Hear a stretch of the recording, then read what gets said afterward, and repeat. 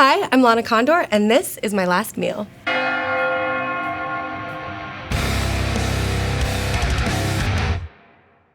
Every person has exactly two things in common. We all gotta eat and we're all gonna die. You might recognize today's guest from Moonshot, X-Men Apocalypse, and To All the Boys I've Loved Before. Her new movie, Valiant One, is out this January and... Ah, shoot, I forgot the rest of the intro. But let me get your number just in case I remember it later. Lana Condor, welcome to the show. Thank you for having me. You are an incredible actor, but you're an even better pickup artist. Tell me how you landed that hunk over there with one line. Thank you so much. It's just my natural Rizz that I was born with. But I tell everyone, I said, hi. He said, hi, I'm Anthony. I thought I'd make a friend. That's his natural Rizz. I told him a joke, but I told him that I forgot the punchline. So can I have your number? Because I will inevitably remember it later on this evening or whatever. And that's how I got his phone number. Did you hear my intro? Oh my God, yes, yes, wow. Sometimes it's a slow burn, sorry. I have a problem where I enunciate everything in the same monotone that I think it's like a dog whistle where it just gets like tuned out sometimes. But no, I was focused, but I was also like, what projects is he gonna list of mine? Have you thought about your last meal before? It seems like you had based on what you picked, not to spoil it for anyone. I started thinking about my last meal because I saw this meme that said, on your gravestone, how depressing would it be if it just said, ate a lot of kale? And then I started like spiraling and thinking to myself like, oh my God, like if I were, God forbid, struck down in this very moment, like I hope that there's something good in my stomach. And I hope that I'm not really hungry, you know? Because how pissed would you be if you're like in heaven or hoping that you get to the good place and you're like, oh my God, you died starving? That's like super embarrassing, yeah. I think They're like, that's low-fat dressing on that kale Caesar? Yes. Wow, you lived an unfulfilled life. Yes, so that one meme changed the course of my life, and now I'm here with you. Incredible, I think it was all written, this is all predestined. Yes. Are you someone that thinks about death a lot? I have that like youthful like, I'm never gonna die! You know what I mean? Break forever. I'm like, nothing bad will ever happen to me. And then I don't know what I do know what happened, but we'll get into that. But I this year now I think about death so much. But you know what? Don't worry, because I recently started hypnotherapy. It's not debilitating. Whoa, can you hypnotherapy me? Like, does the practice translate to somebody else? What if I'm like amazing at like hypnotizing you right now? If at any point during the meal while we're slurping down noodles, Yeah. you want to hypnotize me, I give you full consent. This Sounds is the official good. hypnotizing handshake. Lana, for the first course of your final meal on this earth, we have a perfect New York slice. This is homemade. This is long fermented dough, about 3 days in the fridge. We tried to do our best to recreate. We imported the water. You did? From New York. No, we didn't. I lied to you, and I was going to do that again. And then we have the bacon, egg, and cheese on an everything bagel. This is the love letter to New York. Oh my God, this is my meal every single day that I'm in New York. Like I can't go a day without getting a bacon, egg, and cheese in the morning and a slice of pizza at some part of the day. This is incredible. I mean, this is what you go to New York for. Like, this is the only reason to visit as far as I'm concerned. Okay, no, that's pretty perfect. That's pretty perfect. I think we crushed it. Some people like it a little bit floppy, some of it like straight. I think there has to be like, I think if you fold it down, it has to stay like this. But then if you go up, it should be able to hold this. Like a diver. It's like, you know, they're infinitely pliable, but also light. We're not in New York. You didn't even get New York water, you said. No. We did get an old Italian man to spit in the water though, that good. we used, so I think we nailed it. Oh yeah, I can taste the spit. So nice. A little bit. Okay, so I asked you about this because I eat my pizza. I don't know if this is like, well, I'm gonna ask you, is this like sacrilegious? I like tear it. And I don't know why I've been doing this for so long, but this is how I eat my pizza every time, as I like tear it into Do you have certain amounts of pieces that you're shooting for? Like, what's your idea? No, I think what it is I'm wanting, it's like a choose your own adventure situation. Like this is gonna be completely different than this. You're creating new foods as you go along. Thank you so much. I'm so smart.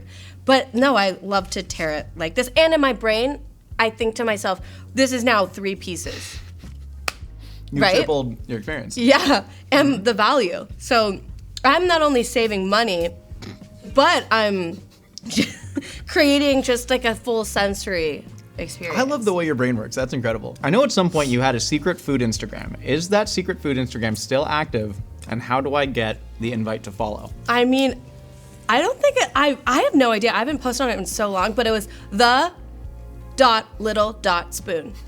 And I was so intense. If I had my phone, I would show you. It has so much food on it, but now I just post it to my feed. Open up the bagel. Let's get to the bagel. I love that it's in the bag. Okay, I this think is that's what important. It's got to steam. comes to me if I've had like a night out in New York and I'm seriously unwell in the morning. Yes. Seeing this changes everything. You're like, I no longer want to die. There's hope. Today I can still accomplish what I need to do. You know what I mean? I do, but for me, since I've spent almost all my life in California, it's the breakfast burrito. Oh! So look at that. That is. Wait, is there gonna be a cheese pull, or do you think we waited No, too well, we late? used American. Well, no, you can only use American. What? In Yeah, my you can't opinion. cheese pull American. Yeah. Well, you can No? get. Yeah, hold on, you gotta kind of like defibrillate. You gotta like defibrillator it. Put it back No, we together. missed it. Come on! Do you salt, pepper, ketchup, or no? Salt, pepper, ketchup. I say this all as somebody who has only explored New York outside of the physical realm. In media and What does TV. that mean? That sounds like I went into the afterlife. You're just or hovering above New something York. like that. I mean, I watched TikTok, but I didn't want to say I You've watched never TikTok. been to New York. I've been to New York, but I've never lived there, right? I've Okay, never yeah, experienced it. But the way I understand it is you go to a bodega and you say like bacon, egg, and cheese on a bagel, salt, pepper, Yeah. ketchup. Let's do one bite Okay. without, one bite with. The world is an oyster. It really is. You can do anything if you clog your arteries with this in the morning. We should rob a bank. Hear me out. Do you want to? I feel like I have all the energy in the world right now. For what? Gotta start small, like $150. You know what I mean? You're risking your freedom for $150. No, that way no one comes after you. I feel like they wouldn't chase. It's like They would be like, what are you doing? it's like shoplifting from Ross. They would be like, clearly he needs this more than we do. Got it. I think we catch up a bite. I want to see what you do, and then I'll go off of that. Are you a ketchup person? I love ketchup, yeah. You know that scene in Twilight where Bella it's in the first one and she's eating a meal like with her dad, but she's like thinking about Edward and she's like this. And she's in the diner and she's like, for literally 2 minutes, just like, and like nothing's coming out. That's how I feel right now. Yes, I've seen the Twilight. You've hovered above New York. You've never seen Twilight. Yes. Who are you? Tremendously uncultured individual. But I thought the one with the bigger muscles was sexier, so I'm team Jacob, Yeah. who was a werewolf. So you just objectified him and said, 100%. he's the one. Yeah. Got it. Love Got the it. build. Keep crushing it in the gym, Taylor. I think you're doing great. All right, I just put like a little bit. Oh my. Whoa. It's such a shame that you only found out about this when it's too late. Because I'm dying. You're dying. I'm passing right after this.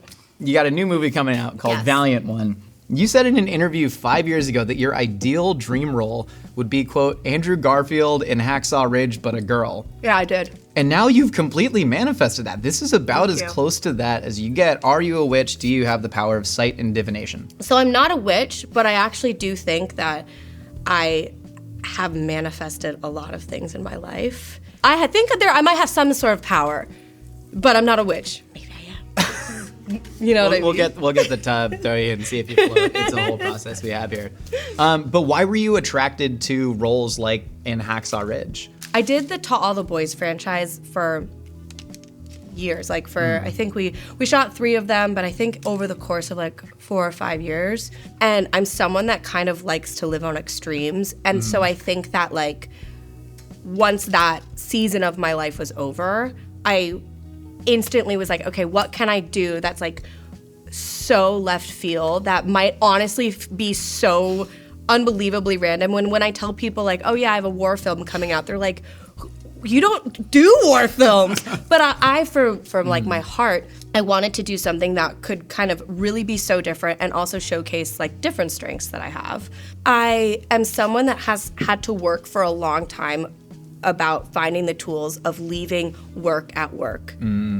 and not bringing it home with me, because I'm sensitive and my imagination is really strong, so I can kind of convince myself of anything, hence hypnotherapy. But doing this war film was actually psychologically and physically intense on me in a way that I wasn't actually expecting it to be that intense. And I think part of it was like everything we wore was all real and tactical. Like we didn't stuff our rucksacks with styrofoam. Like we had 60, 70 pounds of gear in our backpacks at all times, because the director really wanted it to feel really real for us. All of our explosions and all of our gun stuff, it was safe, but it was very real. And I think I got to a point where I noticed, I was like, okay, Lana, remember this as a movie, because I would be grocery shopping and I'd hear a car kick and be like, what the? It would really freak me out. Oh, man. And I would kind of think that I was in a war zone. So I realized that was a big learning lesson for me on that movie, to be okay, you need to have tools that you can separate. Because it's not always going to be love letters and rom-coms. Sometimes it's going to be a little heavier material, and you have to be able to remind yourself it's not real, it's not real, it's not real. But when you're constantly being shot at, it kind of feels real. Yeah. So 100%. Also, your brother is a lieutenant in the U.S. Navy, right? Yes, he's an officer, yes. An officer, yeah. Did you consult him at all? Were you hey, what's your experience been? I imagine he's not in an active war zone, but was he an inspiration at all? He doesn't really like any of my work. And so that was another reason. Classic brother stuff. That was another reason why I wanted to do a war film, because I'm if I can get him to watch one thing that I'm in, it's probably going to be this. But I didn't really consult too much with him, but it came from a place of wanting to do a really good job to make him proud. A common theme about the reason I enjoy watching stuff like Saving Private Ryan is for the inspiration. It's people finding this strength that they didn't know they had. And I know a mantra for you is you're stronger than you know. Yeah. Tell me how much you've leaned on that mantra in your life. I write in my journal every day, you're stronger than you know, and in my calendar, all over little notes. I'm I just write it all the time. I would get it tattooed on my body, but I recently got my first tattoo, and apparently the antidote is within me, because tattoos do not work on me. What? Yes. Wait, are you sure you didn't just get scammed and it was somebody with I'm positive I didn't get scammed. At my farewell brunch for my wedding, I brought in a tattoo artist, and she tattooed our whole family. So she tattooed, 50 people. What was the tattoo? I got my wedding date tattooed on my body. But everyone else that got tattoos, their tattoos are perfect. But mine, I'm telling you. It doesn't exist. It doesn't exist. I don't know if there's something amazing about my skin, or maybe I am a witch. I was going to ask you what X-Men superpower you would want in real life, but now I know you have one. It's just slightly more absorbent skin. Dream big. Lana, for course number 2, we have the A5 Wagyu Sando. Now, this is a Wagyu ribeye, sliced thin. We've dredged it in panko after sous videing it, and then fried it at about 375 degrees in unroasted sesame oil. And then we have the Japanese milk bread made in-house, fermented with the tengzong and all that, and then the katsu sauce on the side. We have the salmon avocado cut roll, classic sushi maki roll, slightly seasoned sushi rice, and then your ginger wasabi for dipping. And then we have hargao, all homemade. This is with the crystal tapioca starch and pure wheat starch. I'm so excited. This is just comfort food, you know? Oh, dim sum on a Sunday with all your friends is the best. Or dim sum alone on a Sunday is even better. You dim summed alone? No offense, but I prefer to dine solo. I can leave. That's cool. Can I get mine to go? We can just get the check. That'd be super huge for me right now. I love dining solo. I love, I'm going to say it. Okay, so one time, first let's take a bite. One shot. Oh my God. I'm going to cool it down in the mouth. That was so metal. Thank you. You just drank chili oil. So I dine solo a lot because I love it. I love to just focus on the food. I don't know if you ever feel this way, but if there's a special restaurant you've been dying to try, don't go with a big group of people, because you're inevitably gonna talk so much and then you might miss the food. I just wanna go alone or with one other person, maybe. But what I do alone is I bring a notepad. I order a lot of food, and then I bring a notepad, and I take a lot of pictures while I eat, to assume the position of maybe she's a food journalist. No, you don't. That's Yes. stolen valor. I used to have to book under an alias. It was Thorbild Jakobsson to review, but as a food journalist, I worked for magazines. I would review restaurants like I undercover. assumed your identity. That is so messed up. Yeah. Does it And work? Do they start sending you? every time? Oh my god, I get like extra little like things to take home, like free dessert. Like I'll get like, I feel genuinely like they like put more care into like the dish. Of course they do, because you're psychologically torturing them. Yes, I'm lying. The chef's back there throwing dishes Yeah. at the cooks. Well, it's Being like we I got learned Michelin in here. so much from like the movie Ratatouille. He sits alone and he's like, serve me perspective. And so that's what I try to do. That movie was really problematic in the food writer community, where like now people are gonna start faking that they're journalists, and now I know they were. And here I am. My dad's a journalist. I don't know if that means I can be grandfathered in. But yeah, that's what I do, and I'm gonna keep doing it until I guess someone Do it. calls Don't me let me out. tell you. Don't let me tell you not to. But I love it. It's fun for me. I want to ask about your dad, because you were adopted from Vietnam. You lived there for a couple months, and you said that your dad and mom would like take you to try and explore your heritage through food. Do you remember the first time you ate Asian food with your parents? I couldn't remember the first time, but we had a Vietnamese nanny who would make Artie and I food a lot. So being adopted from Vietnam, I think, and being raised in America, I think my parents did their very best to try and expose me to, my culture, but also they're two quite, their names are Bob and Mary. Like, it doesn't get whiter than that. But so they did their very best to like expose me to all sorts of like Vietnamese cuisines, but it's kind of as I've gotten older too, is where I've like really, really kind of focused on like learning about cultures through cuisines, and especially mine, because I would really love to be closer to my Vietnamese heritage. And I think that's probably going to be like a constant journey for me. But I mean, yeah, I loved it. Let's dig into the Wagyu Sando. This is Okay. It's dying in the window, and I know you are an esteemed food critic, so we need to make sure. It's dying in the window. As a food critic, you don't know that, please. It means like when you've put like food in the window for service, if a server doesn't take it immediately, it's dying in the window. What if that's on your gravestone? I died in the window? That was a very common way to execute political opponents in like the 1600s. They called it defenestration. You're really smart. No. You've said a lot of words this couple, I don't know how long we've been here. It's just I don't Latin. know. It's just Latin for throw out a window. This is so This is good. incredible. Also, it's so Japanese, yet so American. Did you know that this is the first year I've eaten red meat? I did not know And that. now I'm sitting here eating A5 Wagyu with you? You really do love to live in extremes. I was a pescatarian for all my life, up until a couple years ago, mainly because when I was younger, my parents brought me to like one of those like safari, like, like safari things where like, Not a real safari, Not but a as- safari park where you're A safari park, yeah, you're in the minivan and like an ostrich. an American safari. Yeah. And my mom thought she did it to terrorize me, and she would open all the windows, and then all the animals are in there, and I'm just freaking out. And then after the safari ended, you go to like the dining hall, and you have this big buffet. And I had just already met so many animals, like honestly against my will, but like I had been exposed to so many animals. And then I go to the buffet, and they're not like serving giraffe, but like you're like 5, so you see meat and you think, well, I was just with them just now in the car. I can't eat that because we're too close. You said that you think adoption is a really beautiful thing, but people tend to tiptoe around it when they talk. Why do you think that is?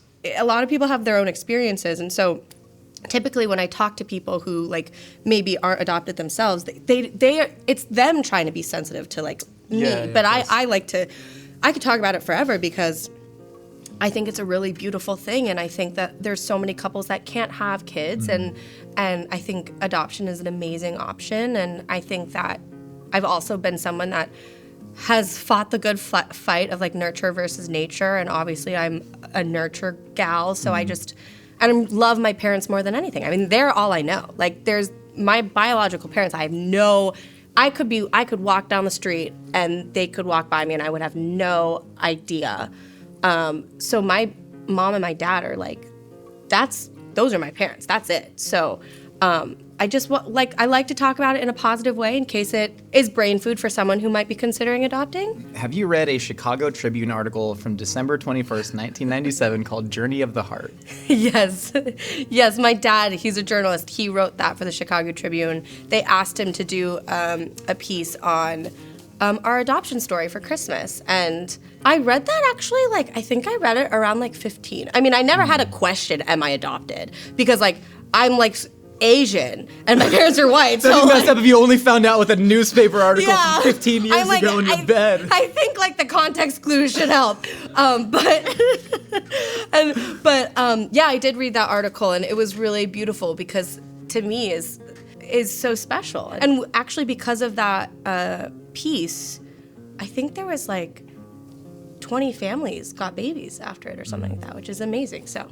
Yeah. If I can read an excerpt from it, not to embarrass you, but I started tearing up when I read it. I thought it was very sweet. You talk about your dad picking you, and he says, I hear a baby fussing to my right, not crying, but simply making a little noise.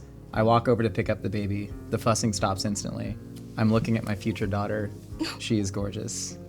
And I read that, and I was it seemed predestined in a way. It's really beautiful. And I know your mom had that similar situation with Artie. Mm-hmm. They'd been on a journey looking for their children for a long time, and this orphanage was a last minute Hail Mary for them.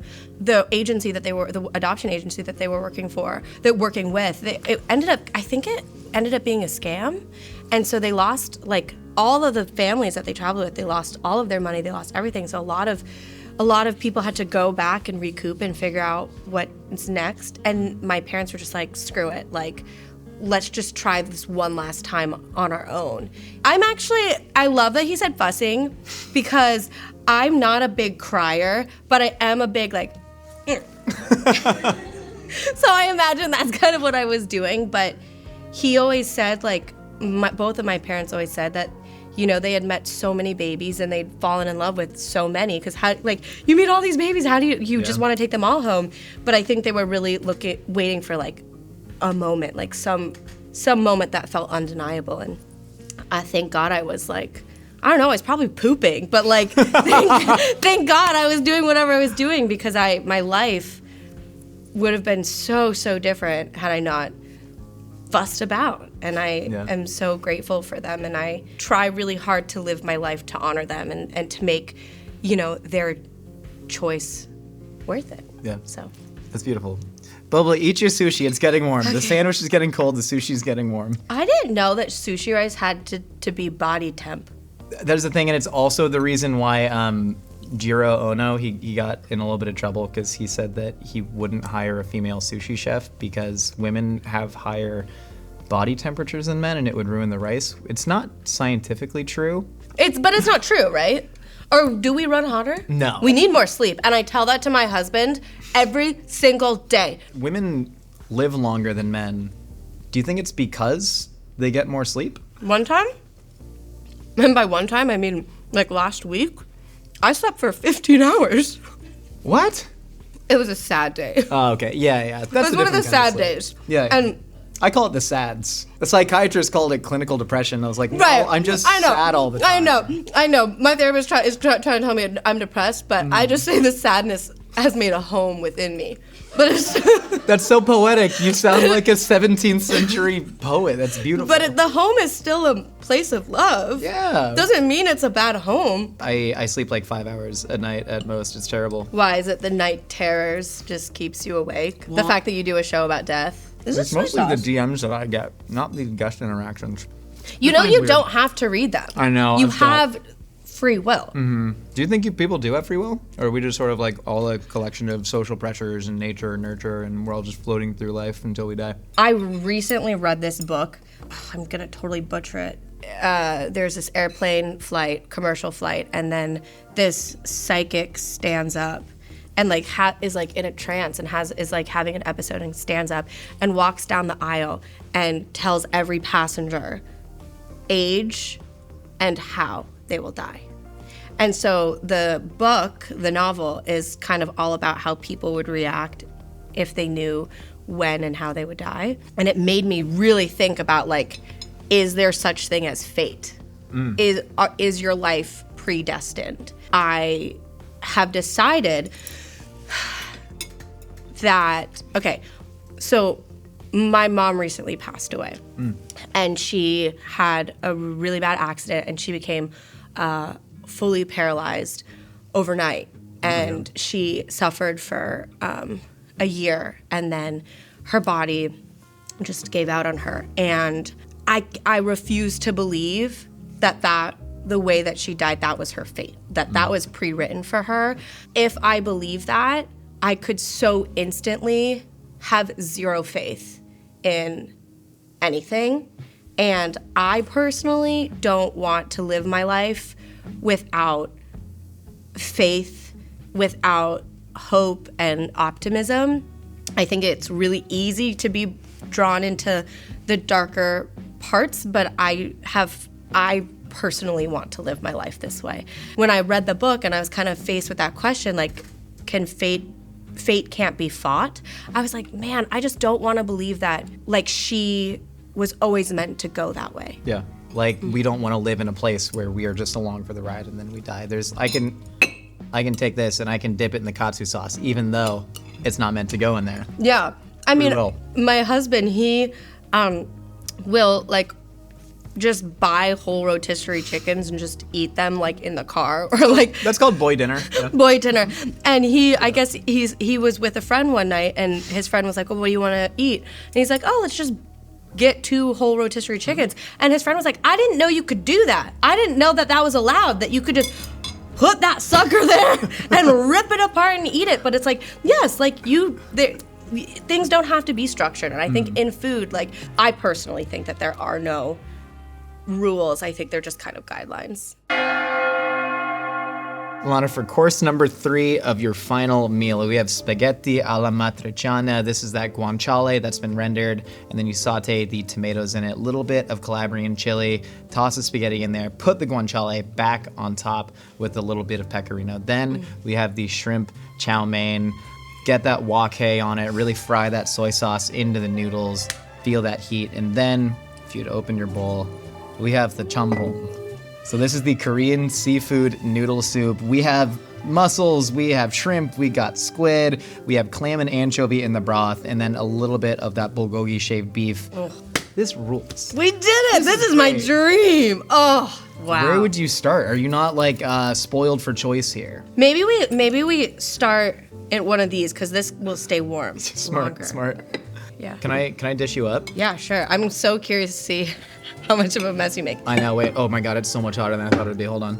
I think if you use the fork to support the chopsticks. This is wild. That might support be the chopsticks. What's your favorite cheese on, like, a red sauce? I always go pecorino over parm. Agreed. I don't know. It just bites a little bit better. It's, like, funky. It's, like, there's more flavor, I guess. No, I think it's like higher salt, higher acid, and I think Parmesan has, like, a certain depth to it, but I'm there for that kick in the face. Yeah, if I'm eating, like, I rarely want something to be subtle. I want to be kicked in the face. You once said that you eat noodles every single day for dinner. Seriously, guys, I can't go a day without noodles. If you cut me open, all you would find is noodles. That still holds true? Every single day. I feel so deeply uncomfortable if I don't have, like, a little noodle in me.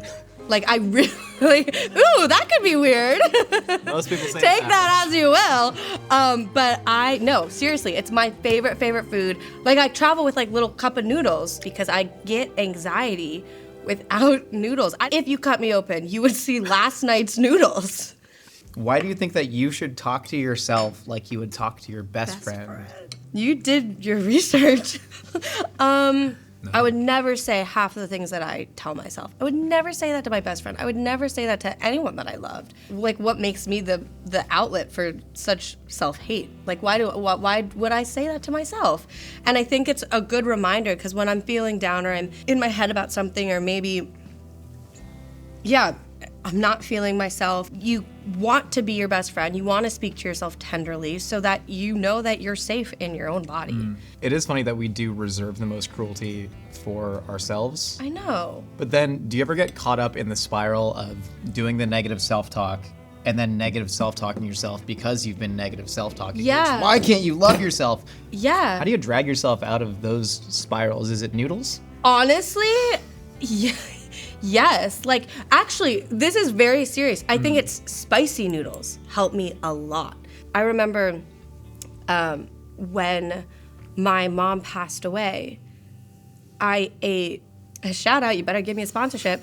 I ate bulldog carbonara spicy hot like Korean ramen. I think like extreme spice can kind of like get you out of your head and back into your body. I know that's such an extreme example with my mom, but like it's also my truth. Like when I am down and I do get really sad, I really gravitate towards like a spicy noodle soup or something like just eat a serrano pepper, like do something to like, I don't know, just get you like sweating to remind yourself you're still functioning. I think every dish should have the option to be covered. This way everything stays warm. 100%. God. This is the first time we've had lids on the show, by the way. I just found out that my best friend can't eat hot food. Not spicy, food with heat. Something about his teeth, I guess. Oh, I get that. I have sensitive. sensitive teeth too. You do, but you do just like ignore it because you're kind of like a masochist and you just 100%. Not power kind through. of. That's, yeah, it's just I wake up and I immediately drink pre-workout and I go to a gym till my hands bleed and then I eat spicy noodles and then I listen to metal and then I do it all over again. You do 200 milligrams of Too bad today. pre-workout. 200, that's so cute. That's so cute. Is it more? That's so cute. It's 3, but that's okay. 300 milligrams? Not advisable medically. Don't do what I do or what I say. Or don't look at me. Even Don't look at him. Don't look at him. Why are you here? Go watch the Buzzfeed puppy interview. I got my first dog, my daughter, from Buzzfeed. You can just take one of those dogs? I did. Like, we offer you food to go, you just take a dog? They're like... So I went in like, I don't know if it's allowed, but I'm gonna take one. Like, if I feel drawn. Does BuzzFeed know that you took a dog from the puppy interview? Yes. Well, there's a problem. So it's actually they bring dogs in from like different rescues, and that's kind of what they're promoting. But, well, I don't want to speak for BuzzFeed. I don't know what you're doing, but. Are you sure this was a BuzzFeed shoot and it wasn't just a guy with an iPhone and a bunch No, but they did like background checks and everything. Like they made sure that I was like cool.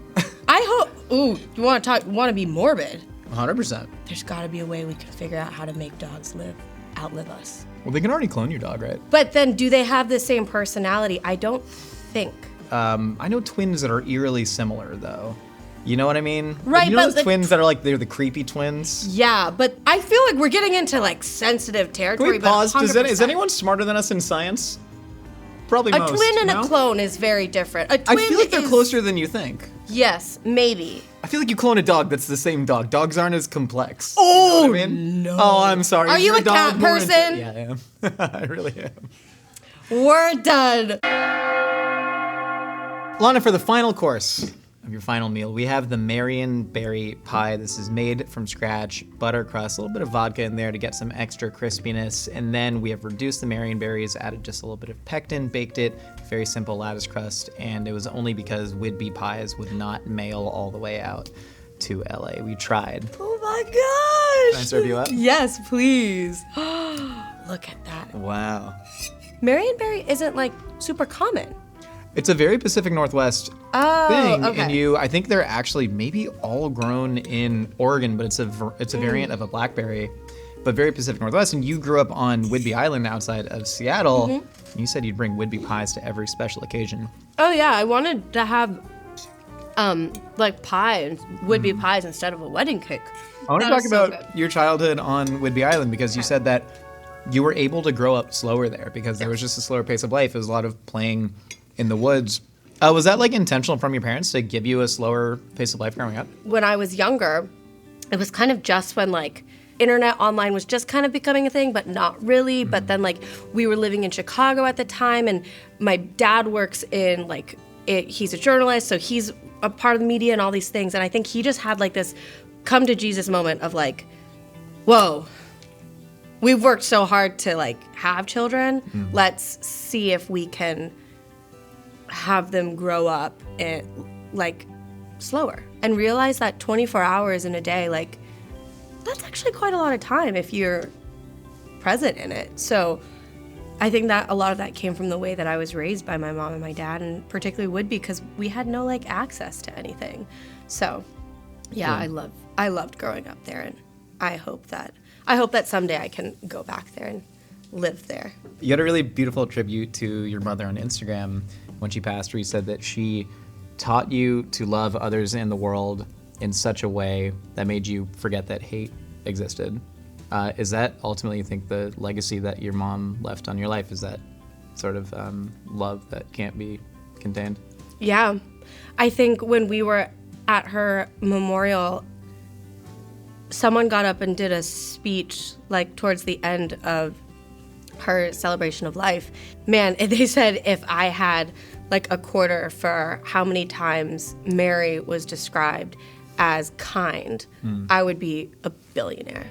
And I think that that is really who she was, and I think that it's who she still is, and I think that she was the type of person that when we would go out for meals, like she would it was almost to the point where it would just really annoy me. But she would like, she's the type of person that like asks the waiters and the waitresses like about their life story. And like she genuinely cared and genuinely had interest. And like she was the definition to me as someone who really like killed him with kindness and was able to find something good in everyone that she met, be it someone like a lifelong partner like my dad, her husband, or some random person on the street that you're never going to see again. Like she really, really, really tried her very best and put it into practice, just like being the essence of kindness. I do remember her like that, and it's nice to know that like at the memorial, so many of her friends and her family felt the same way. So yeah. Are you ready to get in the lightning round? Yes. Let's do it. Who's the one person, dead or alive, you'd want to share your actual last meal with? Anthony, my husband. Would you rather only drink water for the rest of your life, or be able to drink anything but it has a little drop of pee in it? Anything but a little drop of pee. I can get over the pee. You can't even taste the pee in the diet. Well, because you're having so much pee that it cancels it out. It's no longer pee. The pee's super normal. It's just a part of it. What song do you want to be played at your funeral?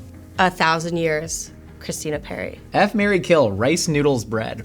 Marry noodles. Sounds like you already are married to Kill. noodles.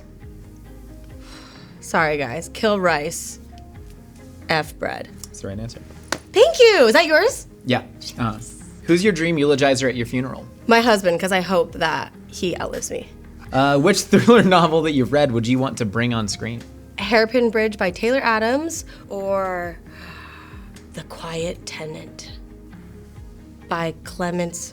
I don't know it's a French name. Yeah. It's really scary. Fiance read that book, and then she told me the entire plot while I was sitting there watching SportsCenter going, yeah. You're welcome. That's great. Thank you. What's your biggest fear? Like losing all my loved ones in one, like, false swoop. Like a Thanos snap. Yeah. If you could have any X-Men power other than mildly absorbent skin that eats tattoos, what would it be? I love like flying or any sort of like time teleportation. What's your greatest regret? There was a little dog that I wanted to adopt, and I was gonna name it Rice, and I was so excited. The day came and I was ready to go and meet the little dog, but I had severe food poisoning, and so I wasn't able to meet Rice. And so Rice ended up going home with a friend of mine. But that was my greatest regret, is not being able to get a third dog. We gotta get Rice back. We can get Rice from your friend. How big is your friend? He's big. Like, really? I think he would fight me for Rice. But Rice is little. So, like, it's not about, like, his mass. Yeah. It's more about, like, I could, like, just... maneuver. Rice is easy to steal. Yeah, but you gotta go under your friend's legs, like in a... Yeah. Yeah, like a big... Why is Rice under his legs? Well, I thought I'm imagining him, like, guarding the door. Oh, he's like, right? No! Yeah. But when he goes, like, no... No, but I'm not telling him I'm coming. I'm moving in the shadows. Smart. So, like, it's the dead of the night. I'm all... It's good. Rice. Don't make the... Sounds when you do it though. Don't do that. That's a dead giveaway of you. Finally, Lana, are you happy? I'm happy. I'm really happy. We got bellies full of noodles. It's hard not to be happy with Yes. that. Lana, I cannot thank you enough for coming on the show. This has been absolutely a pleasure. If you want to deliver your last words to that camera right there. I'm hoping my last words as the life escapes me and I cease to exist would be, I mean, I'm really hoping it's I love you. Yeah. But it's probably going to be like, no! Lana, you are absolutely incredible. I haven't laughed this hard in a minute. Everyone, make sure you check out Valiant 1, or is it Valiant 1? Valiant One. You Is it keep Valiant asking. 1 or Valiant 1? Think the one is the person. You are the Valiant One. I am the Valiant 1. Valiant 1 or I don't hear it. Say it. if you Valiant 1 or Valiant 1? The first. Go see Valiant 1. It's out right now. If you're watching this video, it's out. We all gotta eat and we're all gonna die. But in the meantime, you can wear our Last Meals hoodie, available now at mythical.com.